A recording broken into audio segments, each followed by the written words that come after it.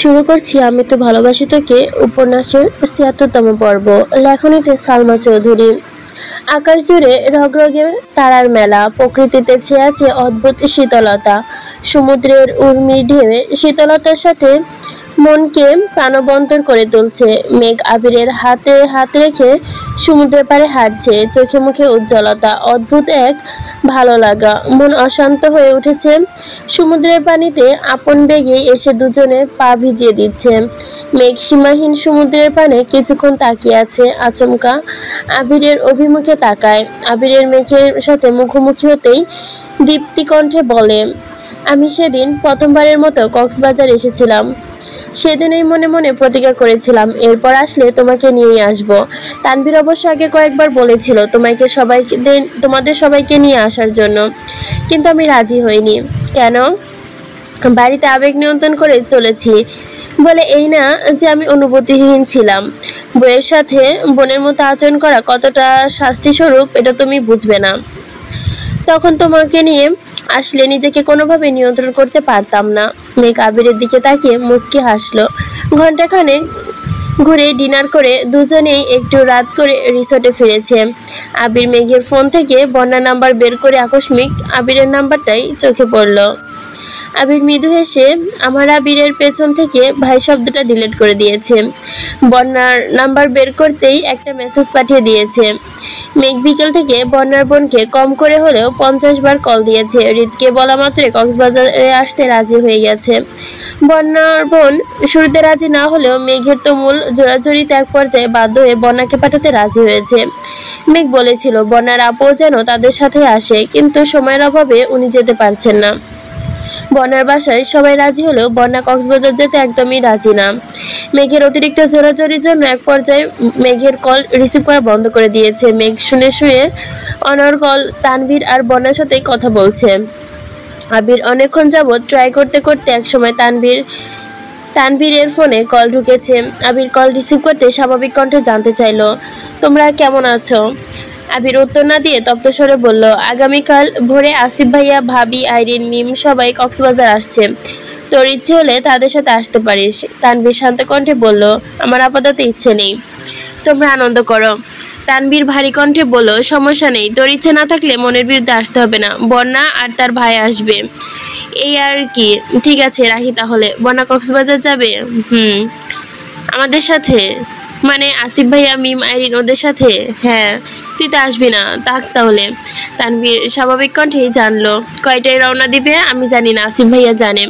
আসিফ ভাইয়া কল দিচ্ছি, তোর ইচ্ছা। আবির কল কেটে মেঘের দিকে তাকিয়ে ভুরু নাচালো। মেঘ সাহসা বলে উঠল, আপনার মাথায় এত বুদ্ধি কোথা থেকে আসে? এসব তো কিছু না, আমার মাথায় অন্য কিছু ঘুরছে। কি? এখন বলবো না, আগে ওদের অবস্থা বুঝি তারপর। আপনি যে ভাইকে বলে দিলেন বন্যা আসবে, বন্যা যদি রাজি না হয় তোমার বান্ধবী এমন একটা মেসেজ পাঠাবো তার ইচ্ছে না থাকা সত্ত্বেও আসতে বাধ্য। কি মেসেজ? আবির মেঘের ফোন থেকে মেঘের হাতে দিয়ে বলল, মেসেজে লেখো, শুরুতে সরি বলে নিচ্ছি, কারণ খুব সম্ভবত আমি আমার দেওয়া কথা রাখতে পারবো না। আপনাকে এভাবে বানানোর ইচ্ছে অচিরে ভুলে যেতে হবে। আপনি ভাইকে নিয়ে বলেছেন আমি জানি, আপনি ভাইয়াকে কি বলেছেন আমি জানি না, কিন্তু তারপর থেকে ভাইয়ের মনের অবস্থা খুব খারাপ। ভাইয়ের অবস্থা দেখে বাসা সবাই সিদ্ধান্ত নিয়েছে ভাইয়ের মন ভালো না হলে 24 ঘন্টার মধ্যে ভাইয়াকে বিয়ে করাবে। পাত্রীও রেডি আছে। আপনি সম্মতি না দিলে আমরা কিছুই করতে পারছি না। ভাইয়া রাগ করে বাসা থেকে বেরিয়ে গেছে। তবে 72 ঘন্টার মধ্যে সঠিক সমাধানে না আসতে পারলে 24 ঘন্টা পর পারিবারিক পছন্দই মেনে নিতে হবে। আপনি যদি আমার ভাইকে পছন্দ করেন তাহলে আগামীকাল তাদের সাথে কক্সবাজার আসবেন। আর যদি মনে করেন আমার ভাইয়ের প্রয়োজন নেই, তবে 72 ঘন্টা পর আপনার বাসায় গিয়ে আমাদের বাসায় আপনার বিয়ের দাওয়াত রইল। আপনি ভাবি হতে না পারলেও দুঃসম্পর্কের ভাবির সমান মূল্যায়ন করব।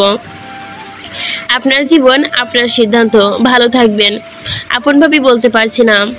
তাই আবারও সরি। মেঘ মেসেজ পড়ে হাসবে নাকি মন খারাপ করবে সেটাও ভেবে পাচ্ছে না। হঠাৎই প্রশ্ন করলো, আপনি যে মেসেজ পাঠিয়েছেন বন্যা যদি বুঝে যায়? বুঝবে। আজ না হয় কাল সে আমাদের বাড়ির বউ হলে সব কিছুই জানবে, কিন্তু আপাতত তাদের মধ্যকার ঝামেলা মেটানো প্রয়োজন। মেঘ আকস্মিক আহ্লাদি কণ্ঠে বলে উঠল, বন্যাকে যত তাড়াতাড়ি সম্ভব ভাবি বানানোর ব্যবস্থা করুন প্লিজ। আমার আর ভালো লাগছে না। আবির মোলেম কণ্ঠে জানতে চাইলো, তুমি কি তাই চাও? ঠিক আছে ম্যাডাম, তুমি যা চাইবে তাই হবে। বন্যা কাঁথা দিয়ে চোখ মুখ ঢেকে শুয়ে আছে। সব কাজ শেষ করে বন্যার বোন রুমে আসছে। বন্যা কিভাবে শুয়ে থাকতে দেখে শক্ত কণ্ঠে বলল, কি হয়েছে তোর? বন্যার নাক বরাবর কাঁথা নামে মৃদু স্বরে বলল, কিছু হয়নি। ব্যাগ গুছিয়েছিস? না। কেন? আমি যাব না। বন্যার পাশে বসে কোমল কণ্ঠে বলতে শুরু করলো, ওদের বাসায় কেউ কি তোর সাথে বাজে ব্যবহার করেছে? বিয়েতে কি কোনো অনাকাঙ্ক্ষিত ঘটনা ঘটেছে? না। তাহলে মন খারাপ করে আছিস কেন? মন খারাপ না? মেঘ ওর হাজবেন্ড দুজনে খুব করে রিকোয়েস্ট করছে, আব্বুর সাথে কথা বলে রাজিও করিয়েছি। তোর এখন কি হলো? আমি টাকা দিয়ে দিচ্ছি। হৃদার তোর যত খরচ লাগবে সব এখান থেকেই করিস। উঠে প্যাকিং কর। বন্যা শীতল চোখে বোনের দিকে কিছুক্ষণ তাকিয়ে রইল। বন্যার ঠোঁটে ঠান্ডা কণ্ঠে হুঙ্কার দিল, কি বললাম তোকে? বন্যা উঠে বসেছে। বন্যার বোন শান্ত কণ্ঠে বলে উঠল, তুই মন খারাপ করে থাকলে আমার ভালো লাগে না। কেন বুঝিস না তুই? 3 দিনের মধ্যে ঘুরে ফিরে মন ভালো করে বাসায় আসবি। আগামী শুক্রবার আমার বিয়ে, জানিস তো। এই অবস্থায় তোকে ঘুরতে যেতে দিচ্ছি শুধুমাত্র তোর মন ভালো করার জন্য, তাই কোনোভাবেই মন খারাপ করে থাকা যাবে না, ওকে? বন্যা মলিন হেসে বলল, ওকে। সকাল সকাল সবাই কক্সবাজার উদ্দেশ্যে রওনা দিয়েছে। মিম, আইরিন, বন্যা পাশাপাশি বসেছে। তানভীর, হৃদ, আরিফ বিপরীত পাশে। আসিফ আর জান্নাত আলাদা বসেছে। মিম, আইরিন, আরিফ হৃদের সাথে টুকটাক দুষ্টুমি করছে। হৃদ বয়সে আইরিন আর মিমের মতোই।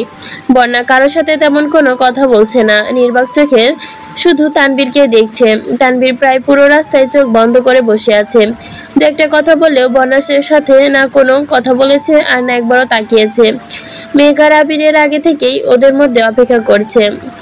মেঘ আজ সবুজ রঙের মোটামুটি গর্জিয়াস একটা শাড়ি পরেছে, যদিও শাড়িটা আবিরই পরিয়ে দিয়েছে। মেঘের শাড়ির সাথে মোটামুটি ম্যাচিং করে আবির একটা সবুজ পাঞ্জাবি পরেছে। মিম আইরিনরা নেমেই ছুটে মেঘের কাছে চলে আসে। তাদের সাথে আসে হৃদও। মেঘের সাথে কথা বলতে গেলে তানভীর নামতেই আবির এগিয়ে এসে তানভীরকে জড়িয়ে ধরলো। তানভীর জিজ্ঞেস করলো, কি হয়েছে ভাইয়া? তোকে জড়িয়ে ধরতে খুব ইচ্ছে করছিল। মনের ভেতর চাপা কষ্টের জন্য মন খুলে হাসতেও পারছিল না তানভীর। মলিন হাসার চেষ্টা করলো। সবাই ফ্রেশ হয়ে নাস্তা করে ঘুরতে বেরিয়েছে। আইরিন আর আরিফ দুই ভাই বোন এটা সেটা নিয়ে ফাইজলামো করছে। আবার বড় আপুর ভিডিও কল দিয়ে সমুদ্র দেখাচ্ছে। মিম আর হৃদ টুকটাক কথা বলছে। হৃদ আগে কোথায় ঘুরতে গিয়েছে, কার সাথে গিয়েছে, এখানে কেন আসছে সেসব নিয়ে গল্প করছে। মেঘ আর বন্যা কিছুটা দূরে। মেঘ ধীর কণ্ঠে জিজ্ঞেস করলো, তোর আর ভাইয়ের মধ্যে কি হয়েছে? কিছু না। কিছু তো অবশ্যই হয়েছে। ভাইয়া কি তোর সাথে রাগারাগি করেছে? না। তাহলে? আমি ওনার সাথে রাগ দেখিয়েছি। কেন? জানি না। এদিকে আবির ও তানভীরকে বারবার জিজ্ঞেস করছে, কিন্তু তানভীর সরাসরি কোনো উত্তর দিচ্ছে না। তানভীর নিস্তব্ধতায় আবিরের মেজাজ চরম পর্যায়ে খারাপ হয়ে গেছে। ঘোরাঘুরি শেষ করে যে যার মতো রুমে চলে গেছে। আবির আর তানভীর যায়নি। আবির তানভীরের কাঁধে হাত রেখে গম্ভীর কণ্ঠে জানতে চাইলো, তুই কি ভেবেছিস নিজের মধ্যে কষ্ট চাপিয়ে রাখলে সব ঠিক হয়ে যাবে? ঠিক হবে না জানি, তবু আমি কারো সুখের সময়ে দুঃখ হতে চাই না। কোনো দুঃসময়ের কথা বলছিস? তুই খুব ভালো করেই জানিস তুই না থাকলে আমার সুখের স্বপ্নগুলো এখনো দুঃস্বপ্নই থাকতো। তুই আমার ভাই হয়ে আমাকে না জানিয়ে এত বড় কাজ করেছিলি বলে আমি অভিমান করে তোকে না জানিয়ে তোর বোনকে এখানে নিয়ে আসছিলাম, কিন্তু তোর দুঃখ ভুলে আমি সুখের সময় কাটাতে পারতাম না ভাই, তাই বাধ্য হয়ে তোদের জোর করে এখানে নিয়ে আসছি। এখন বল তোর কি হয়েছে? আমি নিয়তির কাছে আবারও হেরে গেলাম ভাইয়া। বন্যার চোখে আমি তানভীর অযোগ্য রয়ে গেলাম। আমি ভাই হিসেবে যথাযথ হলেও প্রেমিক হিসেবে পরিত্যক্ত। বন্যা কি বলেছে? আমাকে বাস্তবতার 3 পাতা অভিজ্ঞতার অভিব্যক্তি বুঝিয়েছে। আবির মৃদু হেসে বলল, এটা আর এমন কি? প্রেমিকার চোখে নিজেকে প্রেমিক সবসময় নিষ্কর্মাই এবং অযোগ্যই মনে হয়। ও ওর পরিবারের সিদ্ধান্তের বাইরে কিছু করতে পারবে না। পরিবারের সিদ্ধান্তের বাইরে কিছু করতে বলছে কে? তানভীর মুখ ফুলিয়ে রাগী স্বরে বলল, ও আমায় রিজেক্ট করেছে। আবির উচ্চস্বরে হেসে বলল, রিজেক্ট করেছে? তাকে রিজেক্ট তাকে করা যায় যার অবস্থান আর মস্তিষ্কে কোথাও থাকে না। হৃদয়ের জায়গা দেওয়া মানুষটাকে রিজেক্ট করা অসম্ভব। তুই তার ওপর রাগ করে ফোন বন্ধ করেছিস, আর সেই রাগ তার বইয়ের ওপর ঝেড়েছে। সেই রাগ আমার বইয়ের ওপর ঝেড়েছে। কারণ বন্যার প্রিয় মানুষ তুই, আর তোর কাছের মানুষ মেঘ। অধিকারবোধ না থাকলে কেউ কারো ওপর রাগ দেখায় না তানভীর। তুই খুব ভালো মতোই জানিস বন্যা বাস্তববাদী একটা মেয়ে। সে তোকে বাস্তবতা নিয়েই জ্ঞান দিবে। এ নিয়ে মন খারাপ করে থাকার কোনো মানে হয় না। তানভীর কিছু না বলে দেখে আবির আবারও বলল, তুই বন্যার জন্য রাজনীতি ছেড়ে দিয়েছিস, এটা কি সে জানে? না। তুই চাকরির প্রস্তুতি নিচ্ছিস, এটা কি সে জানে? না। আবির চোখ রাঙিয়ে কিছুক্ষণ তাকিয়ে থেকে হঠাৎই বলতে শুরু করলো, শুক্রবারে বনার বড়া পড়বে, জানিস কিছু?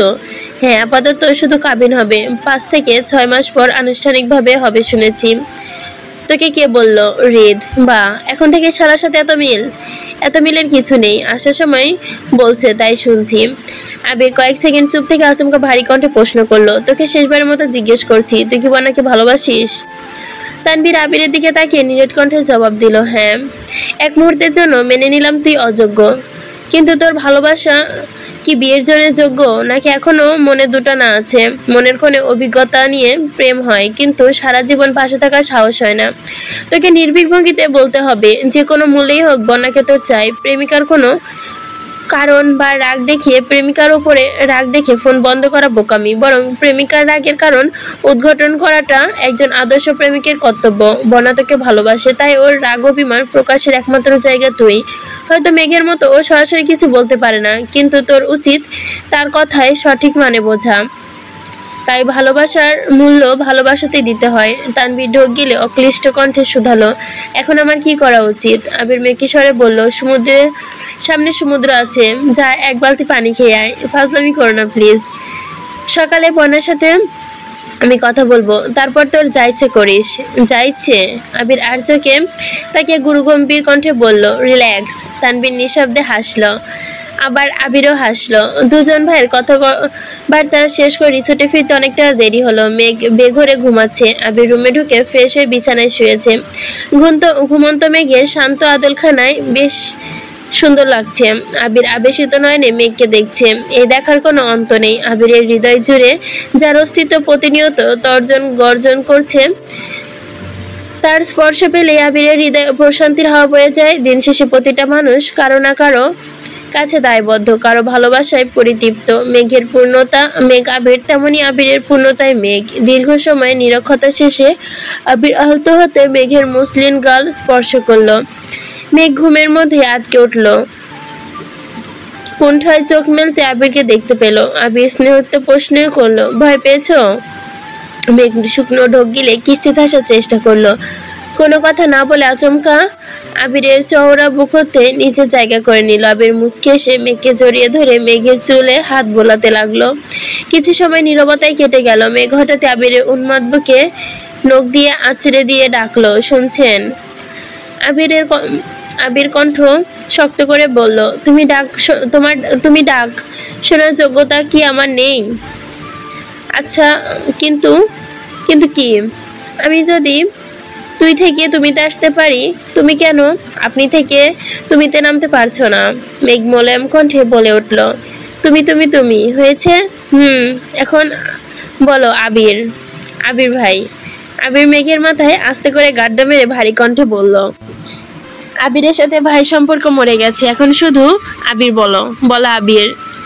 মেঘ কিছু বলছে না, তর্জনী আঙ্গুলে নখ দিয়ে আবিরের বুকের ওপর A+M লেখায় ব্যস্ত। মেঘের লেখা শেষ হতেই আবির মেঘের হাত চেপে ধরে মোলায়েম কণ্ঠে বলল, বুকের ওপর A+M লিখতে হবে না ম্যাডাম, এই নাম হৃদয়ে স্থায়ী লেখা হয়ে গেছে। মৃত্যুর আগ পর্যন্ত এই নাম অক্ষত থাকবে। আপনাকে যেটা বলছি সেটা বলুন। কি বলবো? আবির।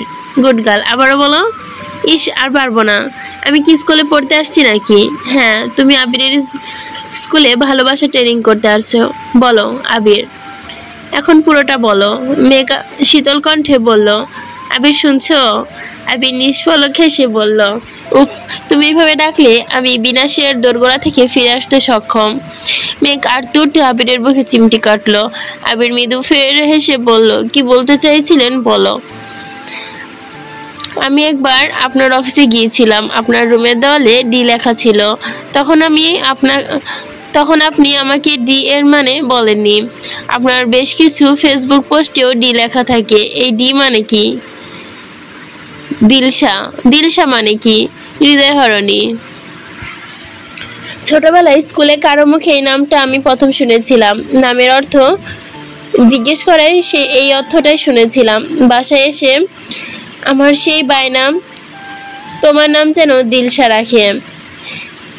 এখন এমন আজগুবি নাম শুনে বাসার মানুষ আমার কথা কানেই তোলেনি। তখন মনে সান্ত্বনা দিয়ে জানাছিলাম, আমার হৃদয়ের রানী শুধু আমি দিলশা ডাকবো। নামটা সুন্দর না? মেঘ অনুষ্ণ কণ্ঠে বলল, হ্যাঁ, খুব সুন্দর। তোমাকে দিলশা ডাকলে রাগ করবে না তো? একদমই না। আপনার যা ইচ্ছা তাই ডাকতে পারেন। আমার আরেকটা প্রশ্ন আছে। কি? বাসায় যখন আমার বিয়ের আলোচনা চলছিল তখন কাউকে কিছু না জানিয়ে আপনি প্রথম বিয়েটা ভেঙেছিলেন। দ্বিতীয়বার মিম আপনাকে জানিয়েছিল, কিন্তু তৃতীয়বার তো মিম বাসায় ছিল না, আর আমার কাছেও ফোন ছিল না। আমার জানা মতে বাসায় কেউ আপনাকে জানায়নি। তখন আপনাকে কি বাহিরে কেউ বলেছিল? বাহিরের মানুষ শুধু বাহিরের নিউজ দিতে পারে, বাড়ির ভেতর কি চলে এটা কি তারা জানে? তাহলে আপনি কিভাবে জেনেছেন? তোমার আব্বু মেসেজ দিয়েছিল। আব্বু? কিন্তু তখন তো তোমার আব্বু খুব রাগারাগি করেছিল, আমার ছেলের সামনে যেতে জোরাজোরি করেছে। সেসব ওনার প্ল্যান ছিল। আমি বাসায় পৌঁছানোর আগেই আমাকে ছেলেপক্ষের সামনে আনতে পারলেই আমি কিভাবে রিয়াক্ট করব সেটা দেখতে চেয়েছিল। সেদিন শুনুনি সবাই ওনার পরিকল্পনা ছিল। আব্বু মেসেজ দিয়েছে জানার পর আপনি এত ভীত ছিলেন কেন? মেসেজ যে তোমার আব্বু দিয়েছে সেটা আমি প্রথমত জানতাম না। অপরিচিত নাম্বার থেকে মেসেজ আসছিল। আমি দেশে ফেরার আগের দিন তোমার বাসার কাছে নামিয়ে দিয়ে রাকিবের সাথে বসেছিলাম। সেখানে বড় ভাইয়ের সাথে দেখা। উনি একটা সেক্টর জব করেন, নর্মালি ফেসবুক অ্যাড করেন। বাইরে থাকাকালীন হঠাৎ আমার ওই নাম্বারের কথা মনে পড়ে। কৌতূহলবশত নাম্বারটা ভাইকে পাঠিয়ে দিয়েছি। ডিটেলস সংগ্রহ করে জানতে পারি একদিনের মধ্যেই উনি ডিটেলস সংগ্রহ করে দিয়েছে। সিমটা তোমার আব্বুর নামে, মানে আমার শ্বশুরের নামে রেজিস্টার করা ছিল। আর সেদিন বেশ অবেশিত হয়েছিলাম। 50% শিওর ছিলাম উনি আমাদের কথা জানেন এবং 50% সন্দেহ ছিল। তাই তখন বিষয়টা সেভাবে গুরুত্ব দেইনি। ভাইয়ের ব্যাপারে কিছু ভেবেছেন? সকালে তোমার বান্ধবীর সাথে কথা বলবো, তারপর যা হবে একটা সিদ্ধান্ত নিব। তুমি আমার সাথে থাকবে, আচ্ছা? এখন ঘুমাও, ভোরবেলা সূর্যোদয় দেখতে হবে তো। হ্যাঁ, শুভরাত্রি। শুভরাত্রি। সবাই ঘুমিয়ে পড়লে পাশাপাশি দুটো রুম। আপাতত কপতি চোখে ঘুম নেই। বন্যা, মিম, আইরিনের জন্য একটা রুম নেওয়া হয়েছে। মিম আইরিন ঘুমে তলিয়ে আছে, বন্যা সোফায় হেলান দিয়ে বসে আছে আর বারবার ফোন হাতে নিচ্ছে। তানভীরের নাম্বার বের করে 2-1 বার কল দেওয়ার চেষ্টা করেছে, আবার ফোন রেখে দিয়েছে। ফোনের পাশের রুমে থাকা তানভীরও একইভাবেই ছটফট করছে। ভোরের আলো ফোটার আগেই সবাই সমুদ্র সৈকতে পৌঁছে গেছে, তবে জান্নাত আসিফকে কেউ ডাকেনি। আবির আগেই বলেছিল তাদের বিরক্ত করবে না, তাই ইচ্ছে করেই ডাকেনি। তানভীর কিছুক্ষণ দাঁড়ালো। মেঘ আর আবির একসঙ্গে কয়েকটা ছবি তুলে দিয়েছে, চুপচাপ চলে গেছে। কিছুক্ষণ পরেই আসিফ আর জান্নাত আসছে। আবিরকে উদ্দেশ্য করে রাগী কণ্ঠে বলল, আমাদের ডাকলি না কেন? তোমাদের হানিমুনের সুযোগ দিলাম, বিয়ে হয়েছে প্রায় 1.5 বছর হতে চললো, এখন আর আমাদের এই সুযোগ দরকার নেই। তোরা নবদম্পতি, এখন সুযোগ তোদের লাগবে। আবির মেকি স্বরে বলল, আমাদের সুযোগ করে দিতে হবে না, নিজেরাই করে নিতে পারবো। এই জন্যই তো বাসরাতে বউ নিয়ে পালাইছিস। আবির শব্দ করে হাসলো, সাথে আসিফও। মেঘ, মিম, বন্যা, আইরিন, জান্নাত সবাই সমুদ্রে পা ভেজাচ্ছে, ঢের গতিতে ছোটাছুটি করছে। আরিফ আর হৃদ তাদের সঙ্গ দিচ্ছে। আবির আর আসিফ তানভীরের বিষয়টা নিয়ে কিছুক্ষণ কথা বলল। একসময় আসিফ সবাইকে নিয়ে নাস্তা করতে চলে গেছে। বন্যা তাদের সঙ্গে যেতে চাইলে তানভীর গম্ভীর কণ্ঠে ডাকলো, বন্যা দাঁড়াও। জি ভাইয়া, তোমার সাথে আমার কিছু কথা আছে। মেঘ চুপচাপ আবিরের পাশে দাঁড়িয়ে আছে। আবির এক পলক মেঘের দিকে তাকালো। মেঘ চোখের ইশারায় বলতে বলতে বলল। আমি ঠান্ডা কণ্ঠে বলতে শুরু করলো, তোমার তানভীরের সাথে কি নিয়ে ঝামেলা হয়েছে আমি জানি না, আর আমি জানতেও চাই না। আমি আজকে তানভীরের ভাই না বন্ধু হয়ে কয়েকটা কথা বলবো। তুমি ইতিমধ্যেই জানো তানভীরের জীবনে কেউ একজন ছিল, তুমি তাকে দেখেওছো। সেসব শৈশবের আবেগ ছিল, এখন আগের থেকে অনেক বেশি মিউচুয়াল হয়ে গেছে। তোমাকে তানভীর ছোট থেকে চিনলেও কখনো তোমাকে নিয়ে সেভাবে ভাবেনি। সেদিন প্রথমবারের মতো ও তোমাকে নিয়ে ভেবেছিল। সেদিন থেকে আজ পর্যন্ত প্রতিনিয়ত শুধু নিজেকে পরিবর্তন করার চেষ্টা করছে। ওর লাইফস্টাইল বরাবরই ছন্নছাড়া ছিল। শুধু তোমার জন্য সে নতুনভাবে লাইফ লিড করতে শুরু করেছে, নিজেকে পরিবর্তন এনেছে। আমি এখন পর্যন্ত তানভীরকে কম করে হলেও 50টা ঘড়ি কিনে দিয়েছি, কিন্তু কোনোদিনও ভুলেও একটা ঘড়ি পরেনি। অথচ তুমি একবার তাকে একটা ঘড়ি দিয়েছিলে, ওই ঘড়িটা ঠিক এখনো পড়ছে। এমন ছোটখাটো হাজারো পরিবর্তন ওর মধ্যে আছে। প্রথম আমি ওকে বলে বলে সব কাজ করাতাম, আর এখন সে আমার থেকেও বেশি বুঝে। আমার বিয়ের ব্যাপারটা একা হাতে সামলিয়েছে। তানভীর যেতে সম্পর্কে তোমাদের কিছু হলেও ধারণা হয়তো আছে। তোমার মুখ থেকে কোনো একদিন শুনেছিলাম তোমার আব্বু তোমাদের সরকারি চাকরিজীবী ছেলে ছাড়া বিয়ে দিবে না। সেই দিনই রাজনীতি ছেড়ে চাকরি নেওয়ার সিদ্ধান্ত নিয়েছিল তানভীর। বই কিনে পড়াশোনা শুরু করে দিয়েছে। তুমি যেমন বাস্তববাদী, তানভীরও নিজেকে সেভাবে উপস্থাপন করতে চেয়েছে।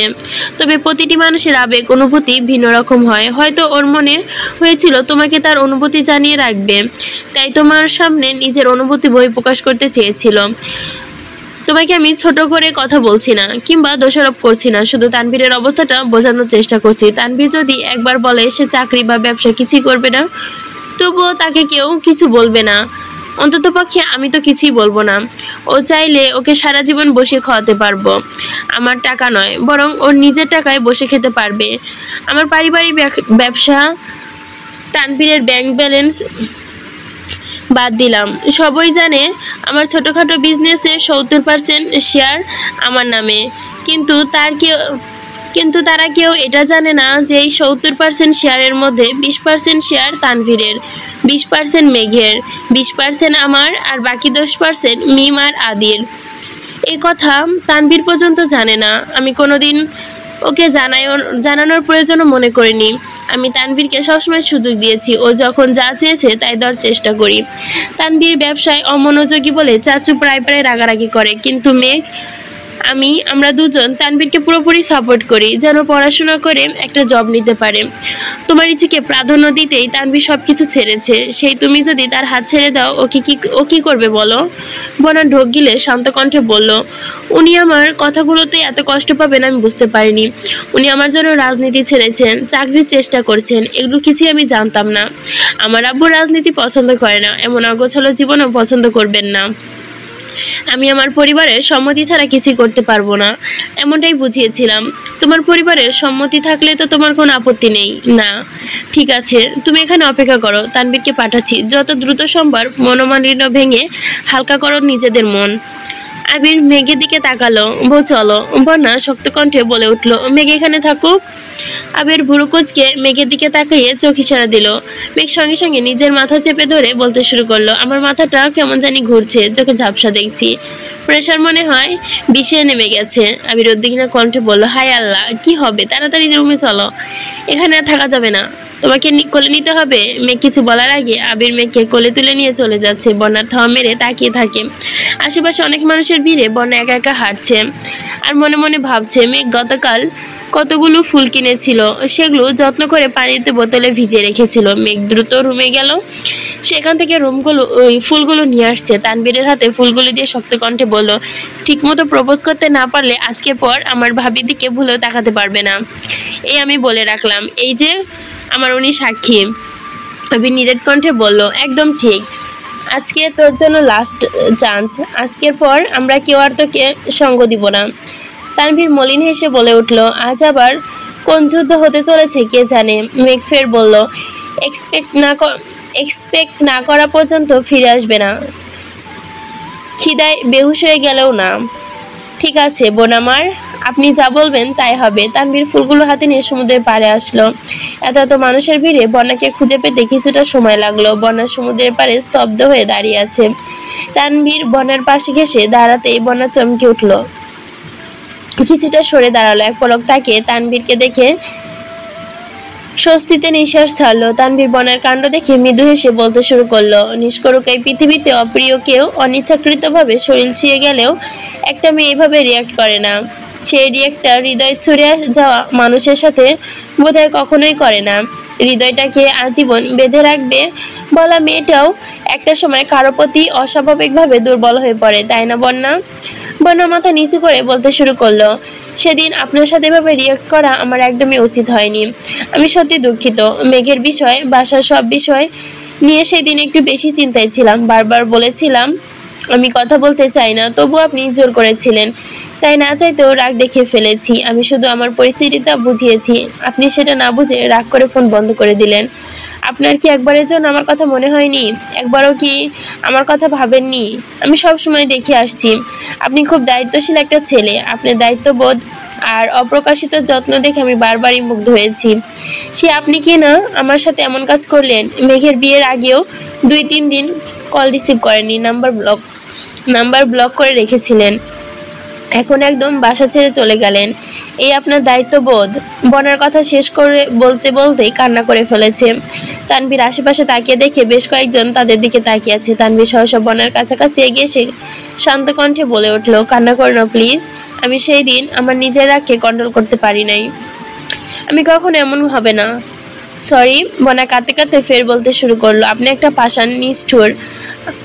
আমার ওপর রাগ করে আপনাকে কষ্ট দিয়ে উঠে পড়ে লেগেছেন। আপনি বাড়ি থেকে না গেলে তো আপনার বিয়ে ঠিক হতো না।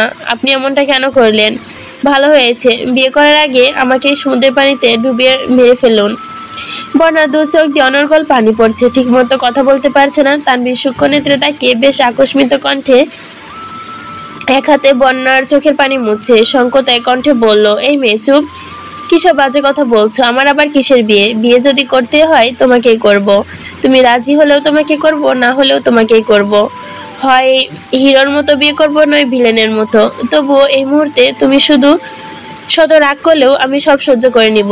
আমি নিষ্ঠুর হলেও তোমারই থাকবো, পাষাণ হলেও তোমারও থাকবো, বুঝেছো মেয়ে? বন্যা শীতল চোখে তানভীরের দিকে তাকে আচমকা তানভীরকে জড়িয়ে ধরলো। আকস্মিক ঘটনায় তানভীর কিছুটা ঘাবড়ে গেছে। আশেপাশে অবেক্ষণ করে কাঁপা কাঁপা হাতে বন্যার পিঠে হাত রাখলো। প্রথমবারের মতো তানভীর বন্যার ঘনিষ্ঠতা উপলব্ধি করতে পারছে। তানভীরের হৃদস্পন্দনের সাথে সাথে পেটের নাড়িগুলো ধপধপ করে কাঁপছে। এই অদ্ভুত অনুভূতি সর্বাঙ্গে শিহরণ জাগাচ্ছে। এই অনুভূতির বহিঃপ্রকাশ অসম্ভব। মেঘদের বন্ধু মহলে সবচেয়ে ম্যাচিওর মেয়ে বন্যা বিবেক ভুলে আবেগের কাছে ধরা দিতে বাধ্য হলো। খোলা আকাশের নিচে শত শত মানুষের মাঝে পরিপক্কতা ভুলে ছোট বাচ্চার মতো তানভীরকে জড়িয়ে ধরে কাঁদতে লাগলো।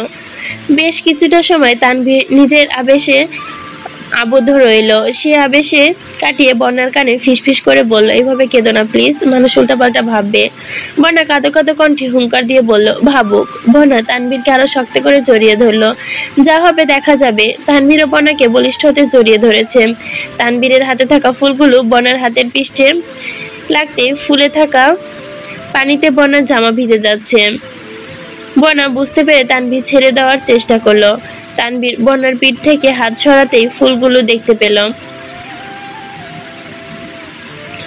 তানভীরের দিকে তাকে তপ্ত স্বরে বলল, এগুলো কার জন্য এনেছেন? আসার সময় বনু দিল, তোমায় দেওয়ার জন্য। দিচ্ছেন না কেন? নাকি অন্য কাউকে দিতে চান? তানভীর ঠোঁট বেঁকে শক্ত কণ্ঠে বলল, তানভীরের জীবনে বন্যা এক আর অনন্য নারী, দিলে তোমাকেই দিব।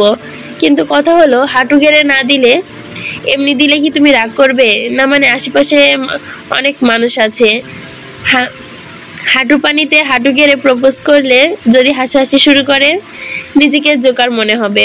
বন্যা চারপাশে নজর বুলিয়ে হেসে বলল, ঠিক আছে এমনি দেন। তানভীর নিঃশ্বাস ছেড়ে বলতে শুরু করলো, তোমার নাম বন্যা হলেও আমার জীবনে তোমার কর্মকাণ্ড পুরোটাই অগ্নিকাণ্ডের মতো। তুমি আমার চোখে মুগ্ধতার অনন, হৃদয়ের উষ্ণ পল্লব, আমার ছায়াবৃত জীবনে দীপ্তি তুমি, স্বপ্নহীন জীবনের স্বপ্ন তুমি, আমার ছন্নছাড়া জীবনের সুনিপুণ্য নাটাই। এই বৃদ্ধিস্থ জলরাশিতে দাঁড়িয়ে বলতে চাই, তোমার প্রতি আমার ভালোবাসা সমুদ্রের তরঙ্গের ন্যায়, যার কোনো অন্ত নেই। আমার জীবনে যত ভাটাই আসুক না কেন, সব ভাট অপেক্ষা করে ভালোবাসার জোয়ারের মতোই সীমাহীন গতিতে বাড়তে থাকবে তোমার প্রতি আমার ভালোবাসা। আমি তোমাকে ভালোবাসি বনা, খুব বেশি ভালোবাসি। বনা হাত বাড়িয়ে থেকে ফুলগুলো নিয়ে মুচকি এসে বলল, ও আচ্ছা, আপনি আমাকে এত ভালোবাসেন, আমি তো জানতামই না। যাই হোক, ফুল দেওয়ার জন্য ধন্যবাদ। তানভীর হুনকার দিয়ে বলল, ভালোবাসি বলো, না বললে কি করবেন? এতক্ষণ হিরো ছিলাম, এখন ভিলেন হয়ে যাব মানে?